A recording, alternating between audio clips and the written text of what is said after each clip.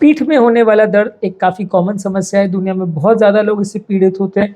खासकर जो उम्र-दराज लोग हैं, उसमें ये प्रॉब्लम बहुत ज़्यादा देखने को मिलती है। जब कभी लोगों को पेट दर्द होता है, कई लोग को दिन भर दर्द होता है, कुछ काम नहीं कर पाते हैं, कोई एक्टिविटी नहीं कर पाते हैं। इस तरह की लाइफ लोगों की पीठ दर्द की वजह से खराब होती है। आज हम बात करेंगे बैक पेन यानी लो बैक पेन के बारे में। क्या होता है, किस तरह के इसके कारण होते हैं, किस तरह के पेशेंट्स को ये ज़्यादा देखने को मिलता है और कैसे इससे छुटकारा पाया जाए, कैसे इसे रोका जा सके या कम किया जा सके। इन सारी चीज़ों पर एक ब्रीफ ओवरव्यू करेंगे। टॉपिक पर जाने से पहले जो लोग हमारे चैनल पर नए हैं, उन्हें रिक्वेस्ट करूँगा कि चैनल को सब्सक्राइब करके हमें इंस्पायर और मोटिवेट करें। आज का टॉपिक है लो बैक पेन के बारे में। लो बैक पेन ज़्यादातर 80% दुनिया भर में पेशेंट्स को ज़िंदगी में कभी ना कभी पीठ का दर्द हुआ होता है। किसी को मसल के खिंचाव की वजह से, किसी को कोई चोट लगने की वजह से, किसी को पोस्चरिंग की वजह से, किसी को दिन भर की मेहनत करने की वजह से, क्लरिकल जॉब या डेस्कटॉप जॉब करने की वजह से अलग अलग लोगों को पीठ दर्द होता है। अलग अलग एज ग्रुप और बैकग्राउंड के लोगों को होता है। ज़्यादातर इसके कारण पुअर पोस्चर होता है, जिसकी वजह से कोई चेयर वगैरह पर जो लोग बैठते हैं प्रॉपरली अगर पोस्चरिंग नहीं कर पाते, इसकी वजह से खिंचाव तनाव होता है, मसल्स में खिंचाव होता है, जिसकी वजह से पीठ का दर्द और तनाव महसूस होता है। इसके अलावा कई बार पीठ को बहुत ज़्यादा यूज़ किया जाए, ओवर यूज़ किया जाए, तो उसकी वजह से भी कई बार इंजरीज हो सकती है।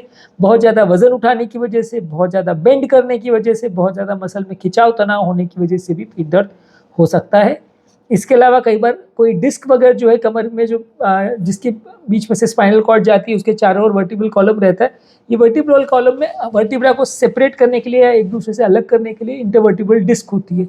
ये इंटरवर्टिब्रल डिस्क कई बार दबाव खिंचाव की वजह से या उम्र वाले पेशेंट में कई बार अपनी जगह से खिसक जाती है, जिसकी वजह से वो बीच में जो स्पाइनल कॉर्ड गुजरता है उसको दबाने लगती है, जिसकी वजह से डिस्क के अंदर से क्रॉस होने वाला स्पाइनल कॉर्ड दब जाता है और इसकी वजह से भी लोगों को कई बार पेन बढ़ जाता है।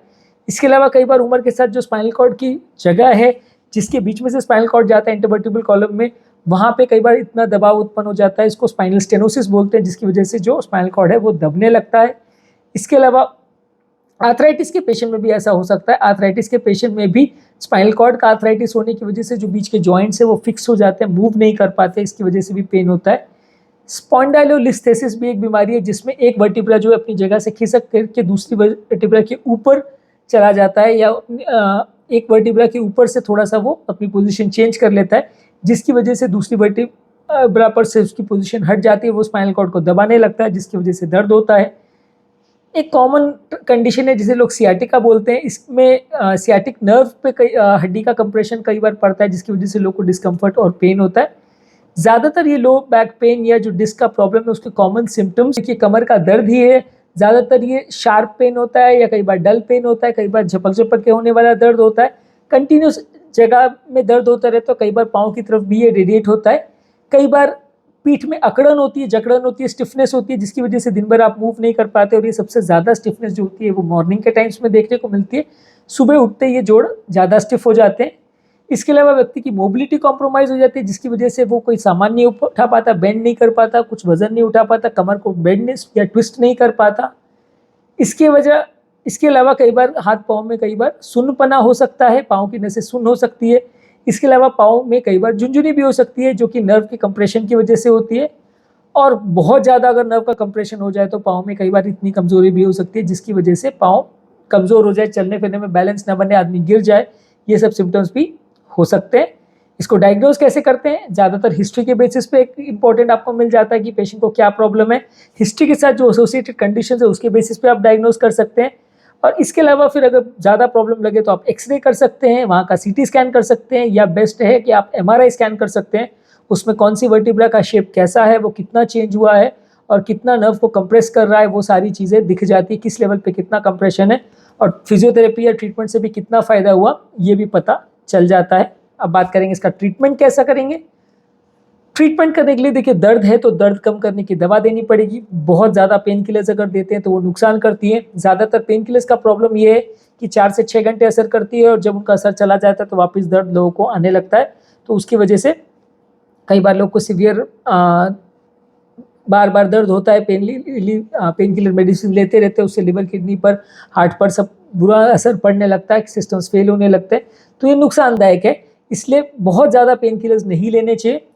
सबसे अच्छी चीज़ जो है वो है फिजियोथेरेपी। फिजियोथेरेपी में आप फिजियोथेरेपिस्ट को मिलिए, वो आपको सपोर्ट देंगे।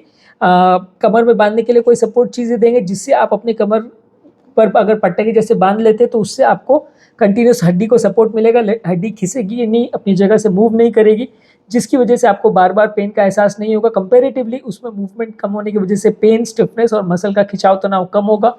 फिजियोथेरेपी करने से मसल्स में आपके अलग अलग तरह से वो एक्सरसाइज कराते हैं, इससे भी जॉइंट का स्टिफनेस कम हो जाता है और इससे भी कंटिन्यूसली आपको आराम मिलेगा।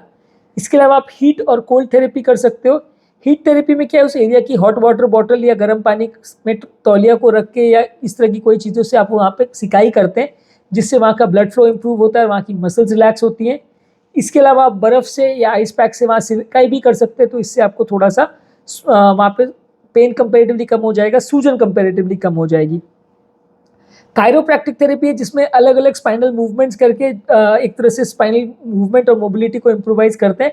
कायरोप्रैक्टिक एक्सपर्ट्स जो होते हैं उनके पास आप जाके इस तरह की थेरेपी ले सकते हो। वो हड्डियों को अलग अलग एंगल में सडनली मूव करते हैं, जिससे एक जर्क उत्पन्न होता है, जिससे मसल की मूवमेंट कई बार अच्छी होती है।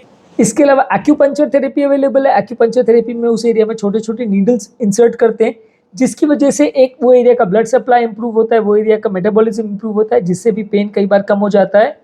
और बहुत सीवियर केसेस अगर किसी को हो तो वहाँ पे सर्जरी लगती है।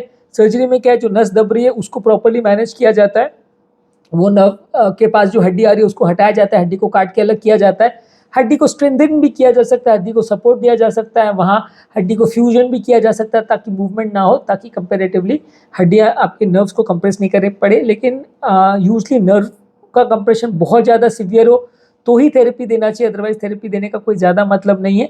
अदरवाइज आप अगर बहुत माइल्ड केसेस में इस तरह का अगर थेरेपी देते हैं तो फिर उसमें बहुत ज़्यादा पेशेंट को फ़ायदा नहीं होता। इनफैक्ट सर्जरी इतनी कई बार कॉम्प्लिकेटेड भी होती है कि पेशेंट को नुकसान भी हो सकता है। नेक्स्ट है कि इसको प्रिवेंट कैसे किया जाए। प्रिवेंट करने के लिए देखिए आपको अपना पोस्चर अच्छा मेंटेन करना चाहिए, जिससे मसल्स और लिगामेंट्स में अच्छा आपको स्ट्रेंथ मिले और पीठ की मसल्स में कहीं कंपेरेटिवली पेन कम हो। इसके अलावा आपको रेगुलर बेस पे एक्टिव रहना चाहिए, जिससे आपकी मसल्स में ताकत आए, मसल्स में फ्लेक्सिबिलिटी इंप्रूव हो, पीठ का दर्द कंपेरेटिवली कम हो, मसल्स स्ट्रेंथन रहेंगी तो आपको कंपेरेटिवली पेन कम होगा। इसके अलावा वजन जब आप उठा रहे हो तो प्रॉपरली वजन को अगर आप उठाएं, बार बार ट्विस्टिंग या बेंडिंग मसल को नहीं करें, तो प्रॉपर टेक्निक यूज़ करें तो भी उससे कंपेरेटिवली आपका मसल पेन कम रहेगा।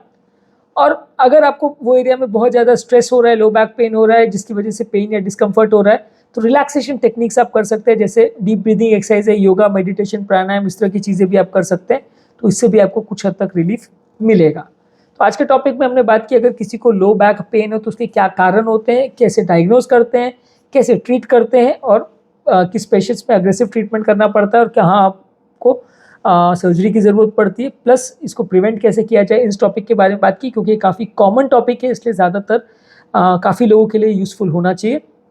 जो लोग हमारे चैनल पे नए हैं उन्हें रिक्वेस्ट करूँगा कि चैनल को सब्सक्राइब करें। ऐसा करने से चैनल को कंटिन्यू करने के लिए हमें मोटिवेशन, इंस्पिरेशन मिलती है।